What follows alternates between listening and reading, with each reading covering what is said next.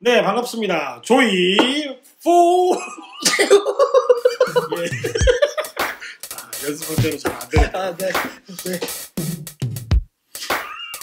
아, 트리프 이사해야 되잖아요. 그죠? 아, 네. 아이고,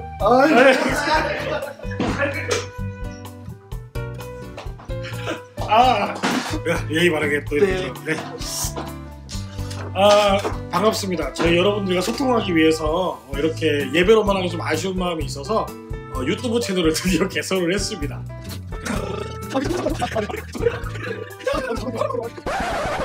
오늘 여러분들과 소통하면서 처음으로 나누게 될 주제가 있습니다. 주제가 뭐죠?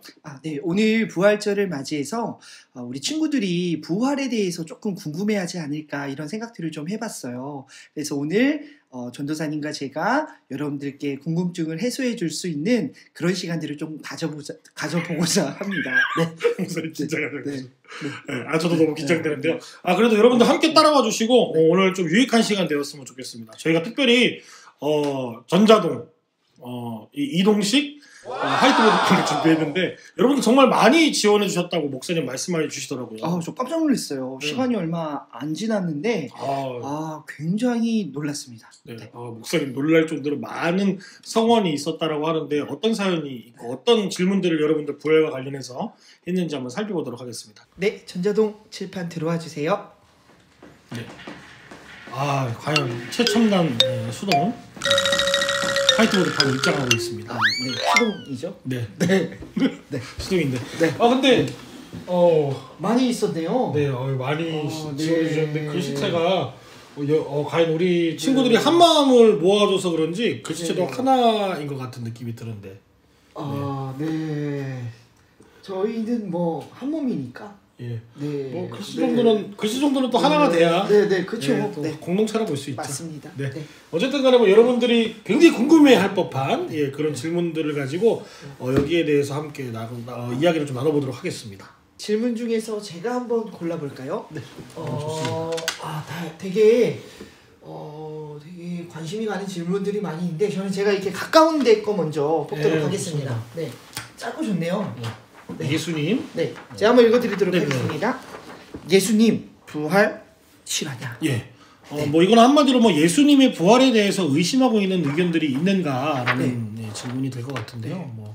목사님은 혹시 이런 의견들에 대해서 들어보시거나 배워보신 적이 있나요? 되게 근데 실존적인 질문인 것 같아요. 근데 제가 듣기로는 그 아마디아 무슬림에서 예수님이 인도로 도망갔다. 이런 이야기들이 있었다라고 하더라고요. 되게 신선하네요. 네. 인도까지 도망을 가시고. 네. 그리고 또 이제 음모 이론가들은 예수님이 십자가에서 성령대로 죽으신 게 아니라 탈진했다라고 이야기하는 사람들도 있더라고요. 그런 의견도 있었어요. 네. 죽은 것처럼 보이는 약을 먹었다거나 그렇게 해서 기절을 했는데 이제 습기가 있는 그런 무덤에서 깨어나게 됐다라고 이렇게 맞아요. 마가복음 15장 44절에 보면은 그 빌라도가 예수님이 너무 빨리 깨어났다고 되게 놀라는 부분들이 있잖아요. 네. 놀라셨죠? 네. 이상입니다. 목사님이 제 목을 보고 얘기를 하시는 거예요.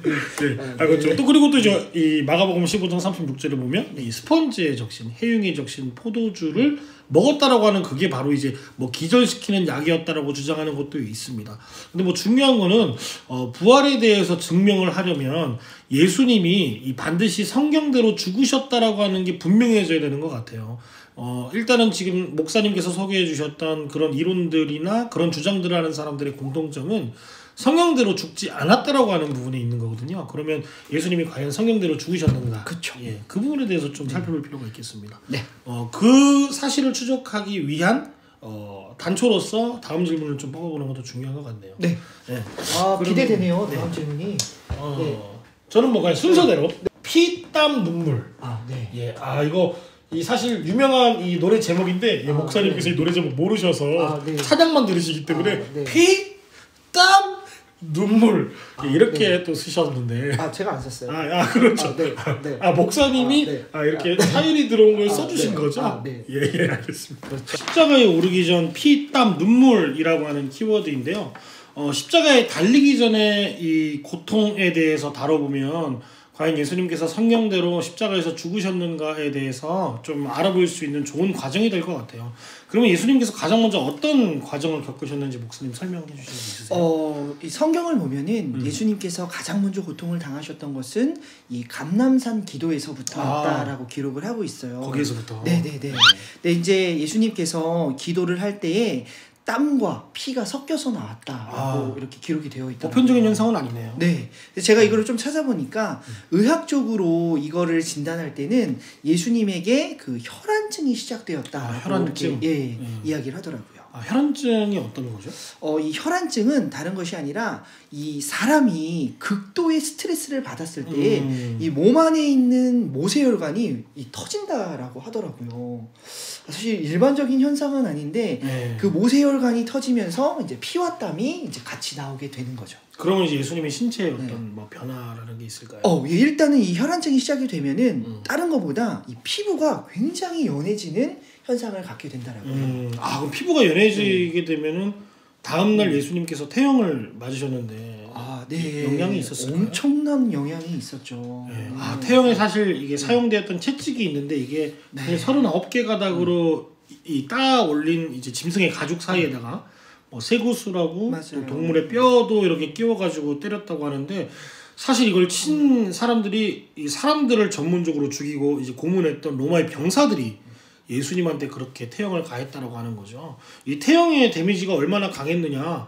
당시에 이제 유대 역사가였던 3세기에 있었던 유대 역사가였던 요세푸스는 이 태형을 맞은 사람은 창자가 밖으로 노출이 되고 척추와 이 늑골들이 막 이렇게 노출될 정도로 굉장히 비참한 상태에 이르렀다라고 이렇게 이야기한다고 합니다. 그렇죠. 이르렀다라고 이렇게 이야기한다고 합니다. 그렇죠. 성경에 보면은 태형을 맞았던 대표적인 인물이 있었잖아요.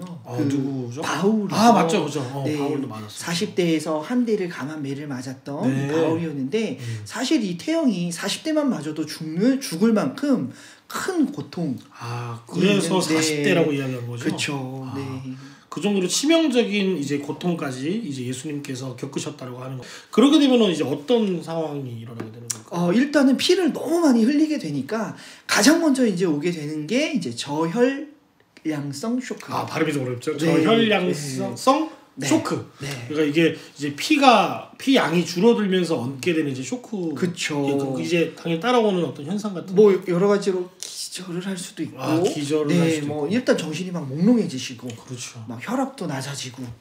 심각한 막 갈증 같은 것도 이제 막 생기시기도 하고. 다른 십자가에 이 처형당하는 제수들은 자기의 십자가를 이제 들쳐매고 가는 경우가 일반적이었는데 예수님께서 이걸 다른 사람들에게 부탁할 수밖에 없을 정도로 넘길 수밖에 고난이셨죠. 태형을 좀 많이 맞았다라고 우리가 좀 살펴볼 수 있겠습니다. 지금 저혈량성 쇼크, 그리고 태형, 그리고 혈안증까지 이렇게 예수님께서 겪으셨던 이 고통을 목사님과 함께 나눠봤습니다. 다음 한번 보겠습니다. 네, 다음 질문은 뭘 뽑을까요? 고민할 거 없이 이미 조금 붙여져 있는 느낌이 있어.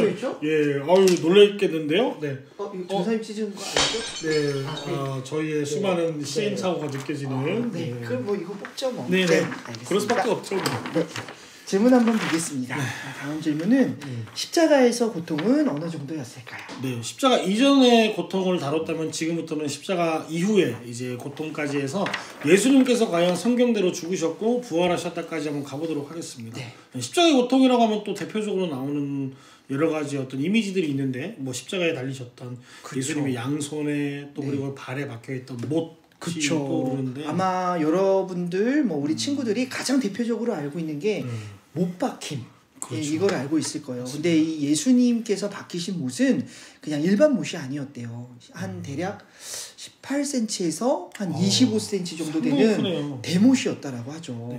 그게 이제 손에 박혔다라고 하는 거예요. 그렇죠. 성경에는 근데 손에 박혔다고는 하는데 이게 정확하게 말하면 그때 당시에는 손과 손목을 구분하는 단어가 없었다라고 해요. 그렇군요. 그래서 실제로 박혔던 곳은 이 손이 아니라 바로 손목.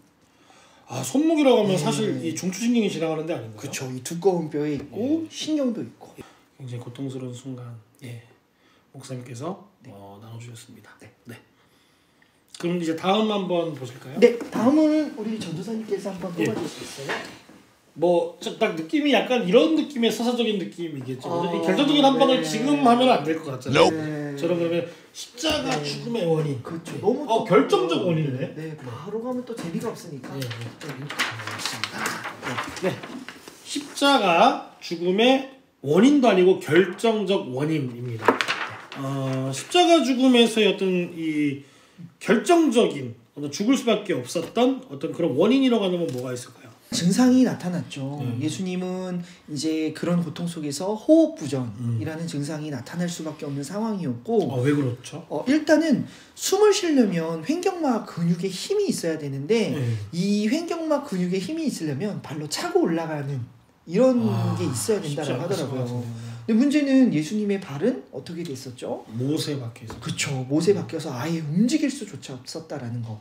그래서 이제 혈액에 이제 이산화탄소가 섞이게 되고 호흡산독증이 이제 막 오기 시작했다라는 거예요. 불규칙적으로 심장이 뛸 수밖에 없었다. 그쵸.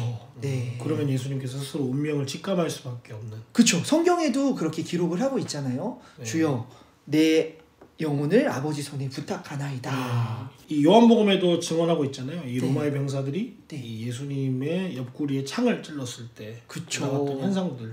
원래 그게 창을 찔렀으면 일반적으로 피만 나왔어야 되는데 네네. 피와 물이 이제 섞여서 나왔다라는 거는 이미 예수님의 그 피가 고여 있는 상태가 굉장히 오래 지속되었었다라고 하는 거죠.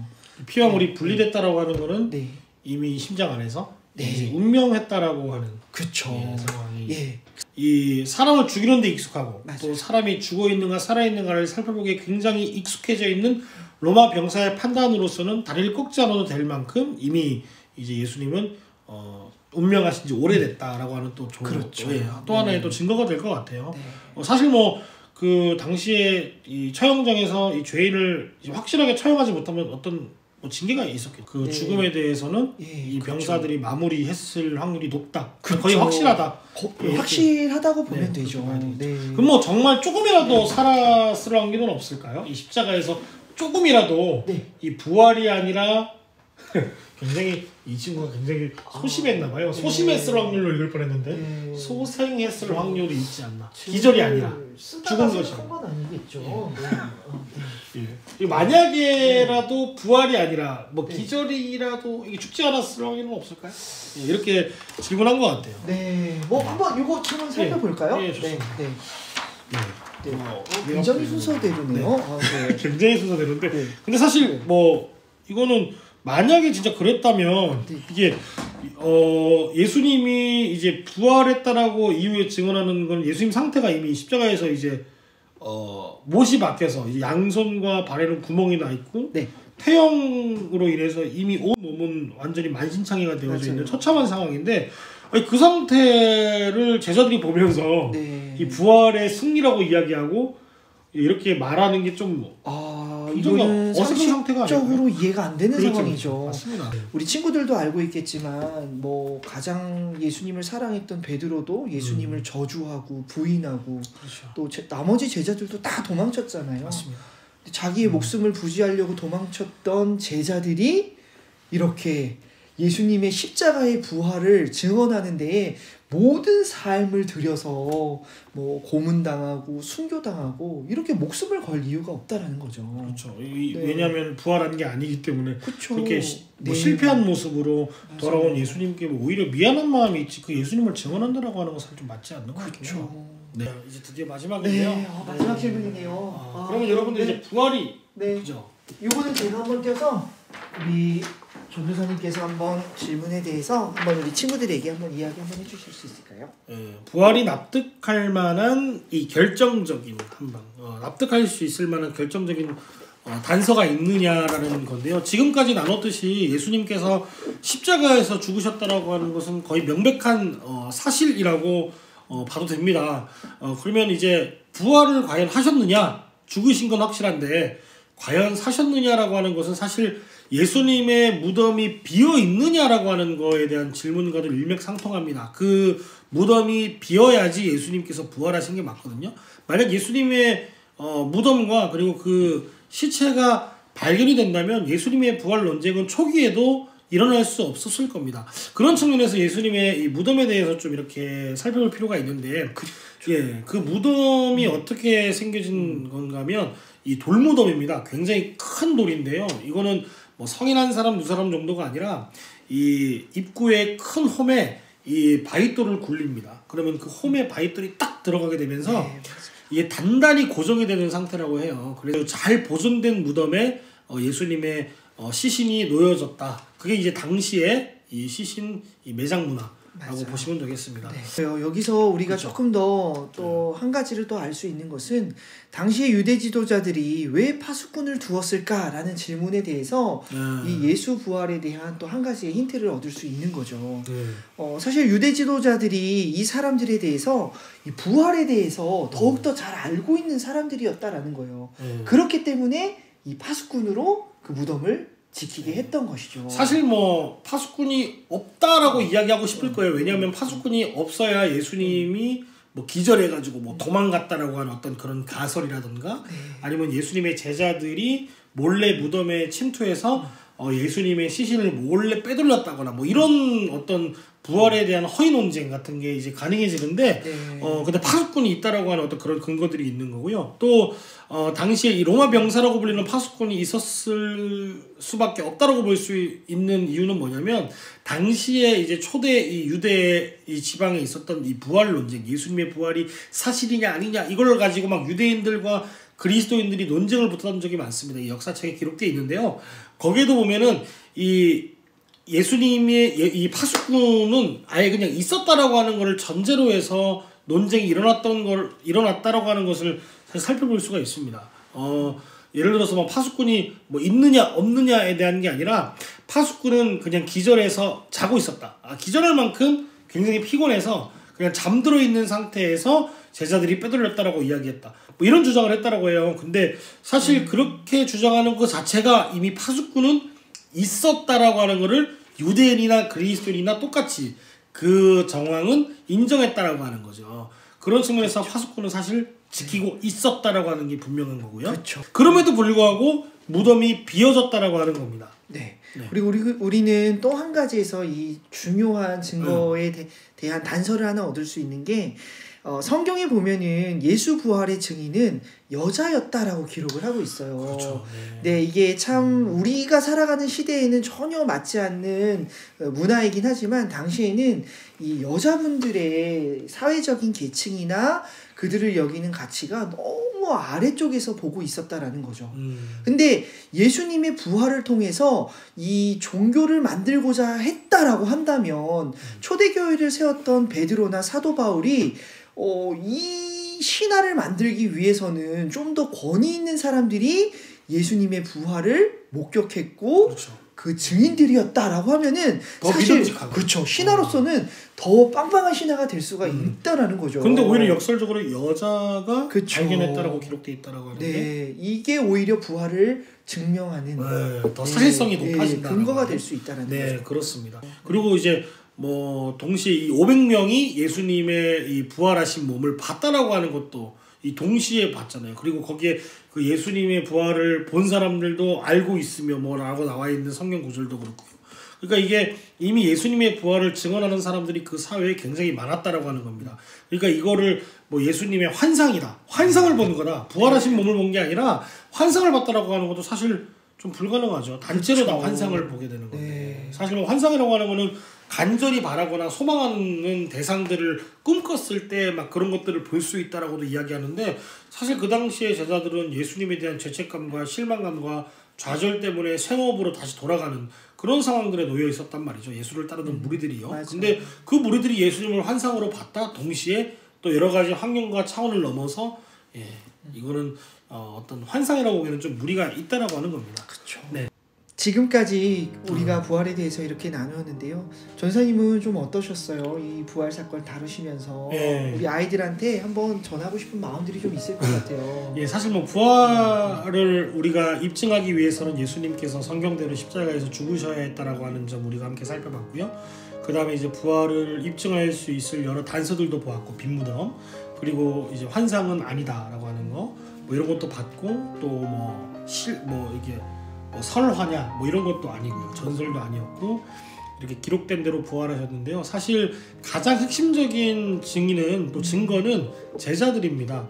이 예수님을 배반하고 좌절해서 세업으로 돌아갔던 제자들이 부활하신 예수님을 만난 다음에 자신의 남은 생을 이 기쁨으로 기꺼이 그 삶을 바쳤다라고 하는 것을 우리가 나중에 성경을 통해서 살펴볼 수 있는데요. 그들은 기꺼이 한 데서 잠을 잤으며 그리고 자주 굶주렸고 그렇게 고난과 핍박을 당하다가 마지막에는 잔인하고 고통스러운 방법으로 처형을 당하며 그 생을 마무리했습니다. 그들이 이런 선택을 할 수밖에 없었던 이유는 사실 부활하신 예수님을 만났기 때문입니다. 그 부활 신앙이 자기의 삶을 실제로 끌고 갈 수밖에 없는, 작동케 할 수밖에 없는 동력이 될 수 있었고, 그 부활 신앙으로 말미암아 그들이 그 삶을 기꺼이 초대교회를 위해서 또 이 예수님의 몸된 교회를 확장하는 데에 남은 시간들을 썼던 것입니다. 사실 그 제자들의 삶 자체가 예수님의 부활의 결정적인 증거가 될 수도 있겠죠. 그렇죠. 그리고 그 제자들의 제자들, 속사도, 그리고 그 초대교회 교인들, 또 그 초대교회가 낳은 유산들로 통해서 쭉 내려온 우리 생원한 교회, 우리 청소년 친구들도 사실은 여러분들의 어떤 이 기쁨으로 보이는 삶, 정말 영혼을 살아가는 그 삶 자체가 사실은 예수님께서 부활하셨다라고 하는 결정적인 증거가 될 수 있는 거죠. 그렇죠. 예, 저는 그렇게 생각합니다. 네.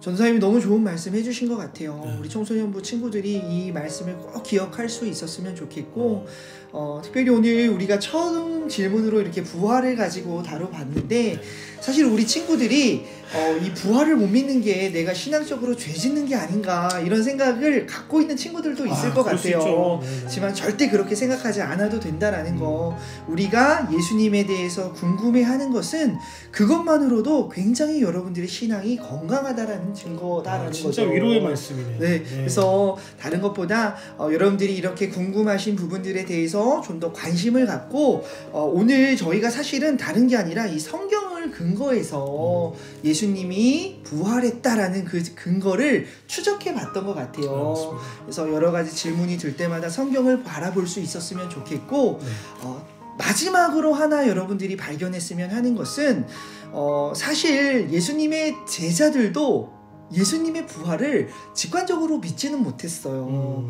요한복음 20장에 살펴보면 그 디두모라고 하는 도마가 부활하신 예수님을 목전에 두고서 저 예수님이 창과 칼에 찔린 상처를 보지 않으면 나는 믿지 않겠다 라고 이야기를 해요.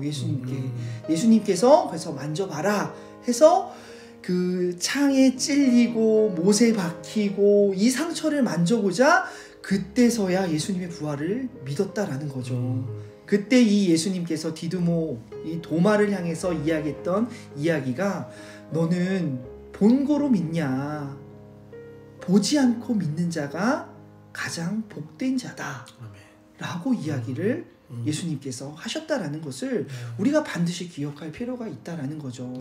모든 사실은 이 성경에 기반해서 우리가 다 추적해 갈 수 있지만, 우리가 궁극적으로 신앙이 더욱더 자라고 성장함에 있어서 항상 바라봐야 될 방향점이 예수님께서는 오늘 여러분들을 향해서 중요한 믿음을 갖춰라 라고 하는 이 의미들을 꼭 잊지 않는 우리 세문안교회 청소년 여러분들이 되실 수 있었으면 좋겠어요. 네, 너무 귀한 말씀 감사합니다, 목사님. 저도 이렇게 목사님이랑 같이 대화하면서 부활이라고 하는 주제에 대해서 좀 나눠볼 수 있었는데, 저도 너무 유익한 시간이었던 것 같아요. 우리 친구들도 같이 좀 믿음의 선한 경주를 좀 우리 목사님 마지막에 해주신 말씀처럼 쌓아 나갔으면 좋겠습니다. 마지막으로 인사하고 마쳤으면 좋겠는데요. 뭐 어떻게 인사할까요? 조이풀 한번 할까요? 아니면 공손하게 어떻게 인사하려고 하죠? 우리 조이풀 러브요? 한 번밖에 아니라 조이풀 러브인가요?